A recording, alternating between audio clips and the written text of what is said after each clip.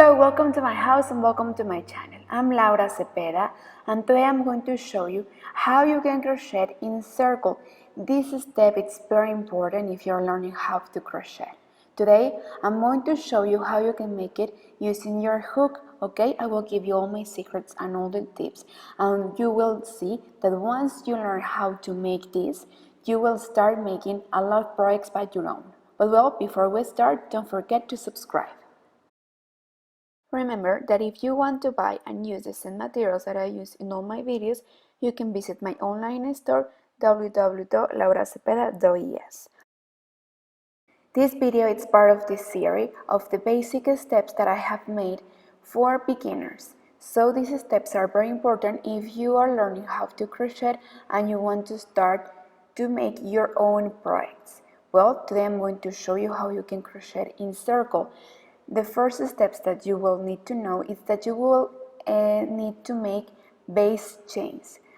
I am going to make 5 chains like this. If you are going to make a bigger project, well, you will need to make more chains. In this case, I'm going to make a sample. Once you have the chains that you want, we are going to join the first chain with the last one like this, and we are going to bring them through together. You see the way how I took the hook and how I take both threads.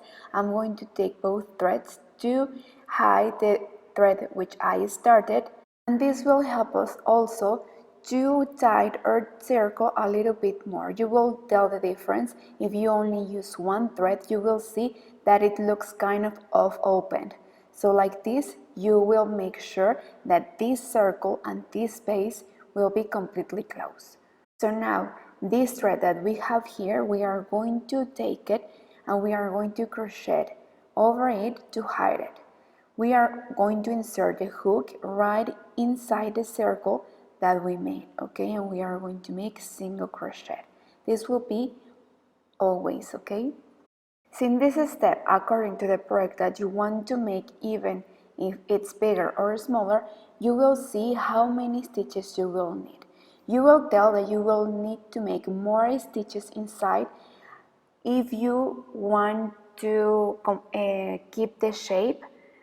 If not, it will look like kind of a plate. You know what I mean?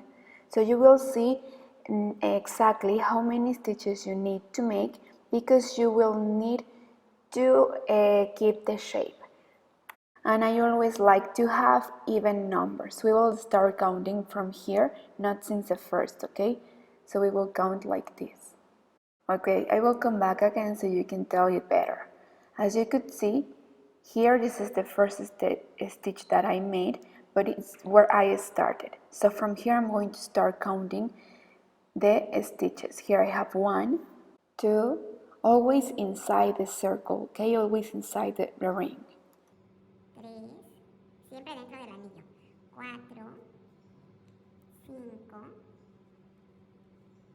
5, 6, 7, 8, 9. It seems that it doesn't fit more stitches, but you will pull like this and you will see that you will have more space to make more stitches, and like this your base will be harder, okay? I'm going to make 12 in this case. So as you see with this sample, you see that with 5 chains as a base chains, you have 12 stitches inside. So for example, if you need to make a bigger circle for the project that you want to make, well, you will make more chains as a base chains to keep and to have more stitches inside. So that's why always it's important to make a sample to see exactly how many stitches you will need to make. Well, I'm going to continue crocheting in circle. So to keep the counting of where I started, I'm going to use a marker to point it out where I finished and where I started, right? To keep the counting of the rows and also of the stitches. So it's very important. Remember that I want to continue crocheting in circle. So if I close the row here and if I continue with the next row, you will see that while you continue making more rows, you will have always the mark where you started, and you will tell exactly where you started and where you finished. But if we don't close, so if we crochet stitch over stitch, you will see that it will look even better.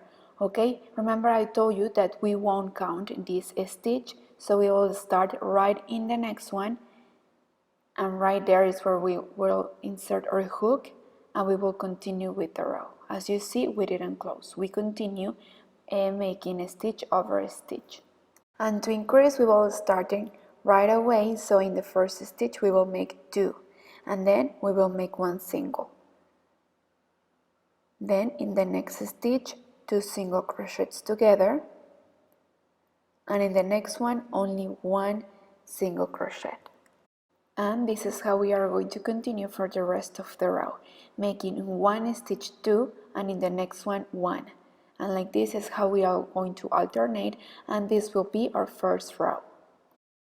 It is important that we keep with this sequence of increasing, because you will see that if you keep this sequence, you will have a better shape and it won't look like a plate.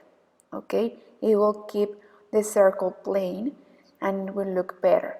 So it's important that you have that into account and that you continue with the sequence of increasing like this: 2 in 1 stitch and 1 in 1 stitch. And it is important that we basically keep this row always in the first row, because you will tell the difference. You will see how we keep with the shape. And also, if you follow the tip that I gave you in the beginning to keep with odd numbers, you will see that you will finish with, remember that here we make 2 and then we finish the row making 1. So without notice, we alternate the stitches too, and we keep with the row. So I'm going to move the marker to the next row, so like this I can have an eye where it's my row, okay, and where I finished. So in the next stitch we are going to make 2 single crochets in 1 stitch, and in the next 2 stitches we are going to make only 1 single crochet, and like this is how we are going to continue. Now here again we are going to make 2 single crochets together in 1 stitch, and then in the next 2 stitches we are going to make 1 single crochet each stitch. So 1 double and 2 singles. And we are going to keep this sequence in all the rows. Like this is how we are going to increase. As you see in the first row, we made all of them singles. Then in the second row, we went make 1 single, 1 double, 1 single, 1 double. And in the third row, we are making 1 double, 2 singles. And in the next row, following the rule, we will make 3 singles and 1 double. And this is how we are going to continue increasing, and you will see that you will have a perfect circle. Sometimes you will need to continue increasing as many times as you need according to the circle and according to the project that you are making. This technique is very common to use if you want to make a rug, or also it's very common in the amigurumi technique, or if you want to make many circles for, I don't know, a decoration you want. Well, it's very useful. So today you are learning to make this technique, and you will see that once you practice, you will see that you will use it in many other projects. And this circle can be made also with other stitch, not only with single crochet. You can also make and use the double crochet, and it will look good too. But in this video I'm teaching you how to make it with single crochet, because it's the most common stitch used when you make a circle. Remember that every time that we finish a row, we must move our marker, so like this we can have an eye where we start and where we are going to start the next row. So well, now in this row I'm going to make 1 double and 3 single. I'm sure that if you follow this technique, you will have always perfect circles with the perfect shape, and you will always keep the circle perfect, okay? Just you need to know that the secret in this technique is that you need to increase equitably the stitches, okay? And remember that in this row I'm making one double, three singles. Then in the next row we are going to make one double and four singles. And like this is how you are going to increase the stitches in the next rows, okay? There is also another technique where you start with a magic ring. That you don't make chains, you just take some threads around your finger and you use them to as a base to make your circles. But if you want, in another class I can teach you how you can make it with using the magic ring. And the magic ring, it's more common to use in the amigurumis because with that you can have an even more tight and close circle. But it's according of the project that you want. If you want to make something different, well, this is the perfect technique. Well, before we finish the video, I want to give you one more tip. It's very important that if we crochet tight since the beginning, we continue crocheting tight the whole project. You will tell the difference if you keep the same technique and if you keep the same way you crochet the whole project, and if you crochet first tight and then you lose a little bit. So you will tell the difference and you will see that it will look so much better that you crochet your whole project the same, okay? So please try it. I think that the most important thing, and you will see that with the time I'm practicing, you will crochet always the same. And you will tell the difference because also you will keep with the shape, okay? You will have a perfect circle. Also, if you lose the counting of how many stitches you need to increase, and also if you don't know in which row you are, well, you need to come back a little bit, and for example, you will tell and you will take the double stitch as a reference, and from there you can count how many singles you made, and then you will see in which row you are and how many stitches you need to increase in the next row. And for example, if you want to make a cylinder, well, you will start the same, but then you won't increase, okay? You will always keep with the same number of stitches, continue also in circle, but without increasing. You will have that cylinder shape, but if you want to continue like this, for example, for a rug, well, you will need to increase each row equitably, okay? But for the cylinder, well, you will need to keep all your stitches the same without increasing. But well, this is the whole class. I hope that this class is very useful, and I hope that you have enjoyed spending this time with me.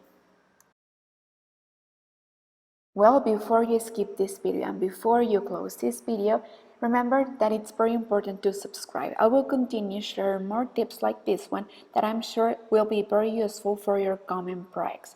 Remember that these are the basic steps if you want to start in this crochet world.